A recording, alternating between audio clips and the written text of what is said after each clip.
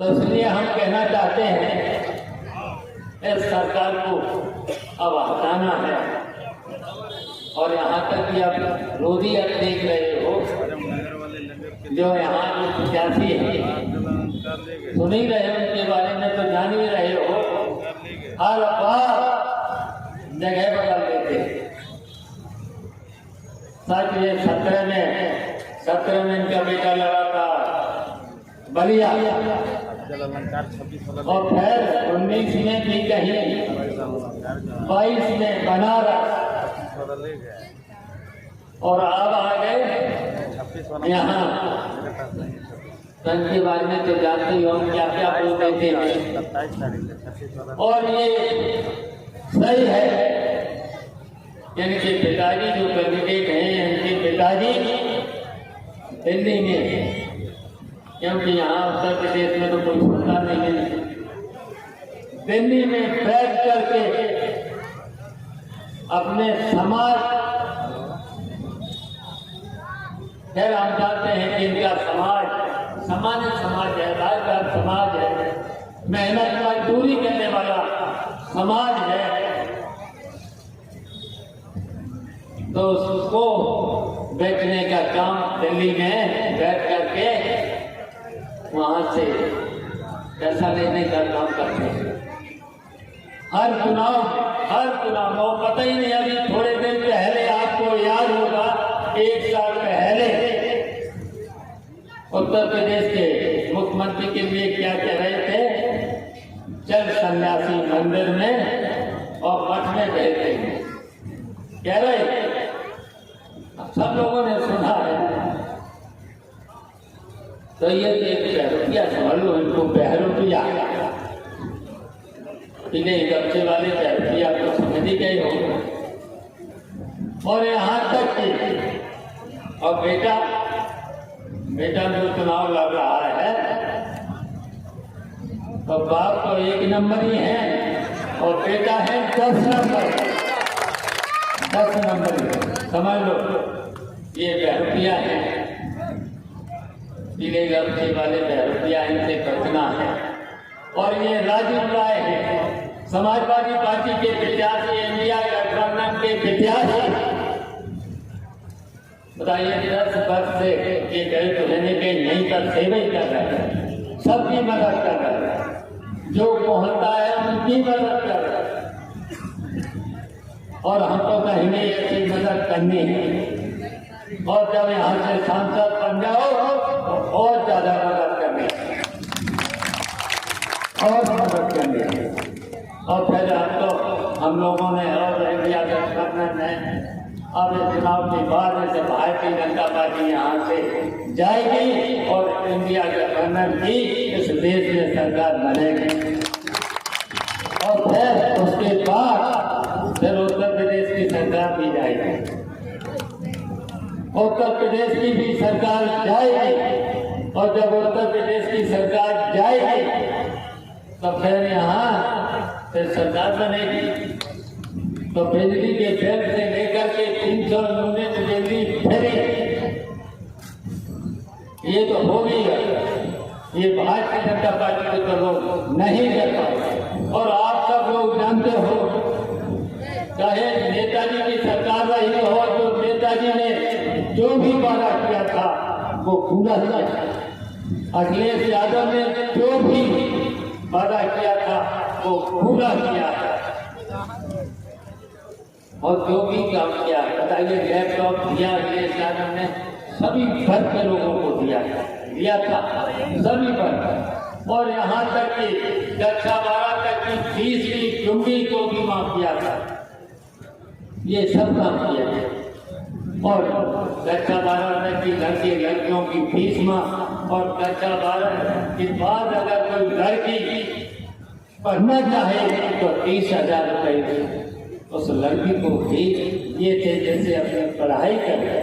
और पढ़ाई के साथ साथ अगर पढ़ाई नहीं करती है तो अपना निजी कोई भी, चाहे शादी में खर्च कर ले, चाहे अपने व्यक्तिगत खर्चा कर ले, ऐसे कानून बना करके दिए थे।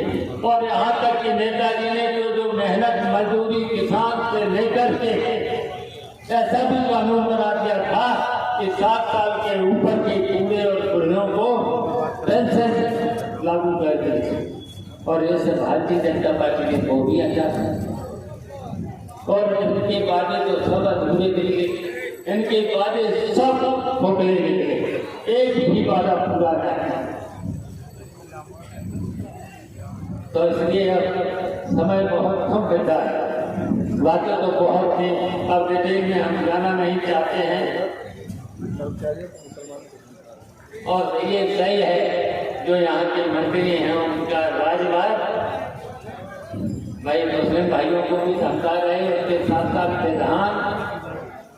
विधानों को भी धमका रहे। हम बस्ता जमा करा इनके तो कल कंप्लेंट करनी है, कंप्लेंट करने हैं। अगर कहीं पर मंत्री लोग यहाँ पर धमकाने का काम करेंगे तो हम तो कहेंगे आयोग से शिकायत करेंगे और कहेंगे कि भाई ऐसे लोगों को फिर प्रचार में और जिले में नहीं, अपने लक्ष्यों में अपने पार्टी का या पार्टी कार्यालय में रहे या जो कार्यालय मिला है वहाँ रहे, लेकिन धमकी नहीं देना चाहिए। अगर धमकी देते हैं तो उनके खिलाफ FIR होना चाहिए, उसका रोक लगाना चाहिए, आयोग को भी रोक लगाना चाहिए। तो ये हमारे पीछे कहेंगे, राजीव राय से भी कहेंगे, ये कंप्लेंट कल जरूर हो जाना चाहिए।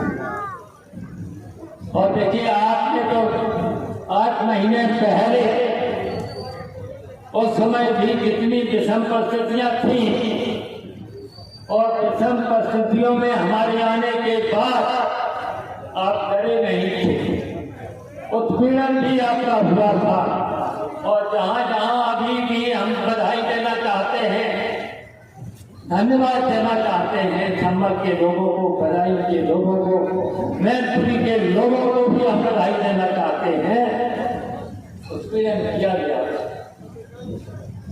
मतदाताओं को धमकाया गया और वहां पर पुलिस प्रशासन के द्वारा तब भी वहां के लोगों ने वहां पर लाठी भी पड़ी, लेकिन जितनी भी लाठी पड़ी उसके बाद भी उन्होंने जम के वोट डालने लगा। मैंने यहाँ पर भी देखा था, हम तो कई जहाँ पर मुस्लिम बस्तियां थी, हम तो हर कस्बे में आपको पता ही है 2-2 बार गए थे। यहाँ पर भी रेड कार्ड और पीला कार्ड दिया गया। जब रेड कार्ड पीला कार्ड किया तो चिंता मत करना, मैंने कहा था चिंता मत करना, हम भी यहीं रहेंगे। और हम रहे यहाँ पर 7 दिन रहे, और 7 दिन रहकर के हमारी बात को मान करके, समाजवादी पार्टी के नेताओं की बात को मान करके, अखिलेश यादव की बात मान करके, तो अब तो और विषम परिस्थितियां हैं, अब तो और विषम परिस्थितियां हैं कि भारतीय जनता पार्टी के लोग समझ चुके हैं आपकी बात। अब तो समाजवादी पार्टी और गठबंधन, इंडिया गठबंधन की सरकार बनने वाली है, तो ये और भी षड्यंत्र करते हैं। उन षड्यंत्रों को हम लोग रहेंगे, सब लोग रहेंगे, और रह करके उन षड्यंत्रों का पर्दाफाश करते हुए, और आप लोगों से भी हम अपील करना चाहते हैं, करने की कोई बात नहीं है, अपने मत का प्रयोग जरूर करना है, अपने मत का प्रयोग जरूर करना है। तो हम चाहते हैं कि करेंगे आप सब लोग, तो हाथ उठा करके बताइए सब लोग, अपने सब लोग, अभी सब लोगों के हाथ नहीं उठे, सब लोग हाथ उठाते हैं, सब लोगों के हाथ नहीं उठे, उठाइए, सब लोगों के हाथ उठाइए। और हम तो कहेंगे कि उस दिन सब लोग अपने अपने मोहल्ले में, अपने अपने परिवार का जो भी मत हो उसको पोलिंग स्टेशन पर ले जा करके और अपना मत का प्रयोग जरूर करना, और साइकिल का बटन दबा करके राजीव राय को जिताने का काम करें। बताइए करेंगे? करेंगे। और ये अगर आप सब लोगों ने कर दिया तो भारतीय जनता पार्टी यहाँ से हट जाएगी और फिर आपकी सरकार आएगी। राजीव राय यहाँ रहेंगे और आपकी सेवा करेंगे। कहीं पर भी दिक्कत नहीं आने देंगे, नहीं आने देंगे। और हम लोग भी आते जाते रहेंगे, हम लोग भी आते जाते रहेंगे। आपको कहीं जहाँ पर भी दिक्कत कहीं पर भी अगर आएगी तो आपके साथ हम कंधे से कंधा मिला करके आपकी लड़ाई को लड़ने का काम करेंगे और आपको कहीं पर भी असुविधा नहीं होने देंगे। तो बताओ राजीव राय को बस यहाँ साइकिल का बटन दबा करके जिता देना।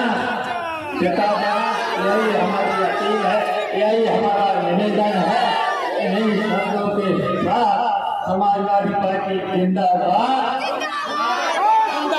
जिंदाबाद। और ये जो सरकार संविधान बनाना चाहती है, लोकतंत्र को खत्म करना चाहती है, आरक्षण को नहीं देना चाहती है, तो हम इस लड़ाई को लेकर के संविधान को भी बचाएंगे और लोकतंत्र को भी बचाएंगे, जिससे कि आपके मत से ही सरकारें बने और आप सब लोगों का पूरा का पूरा आरक्षण भी मिलना चाहिए, आरक्षण भी नौकरियों में मिलना चाहिए।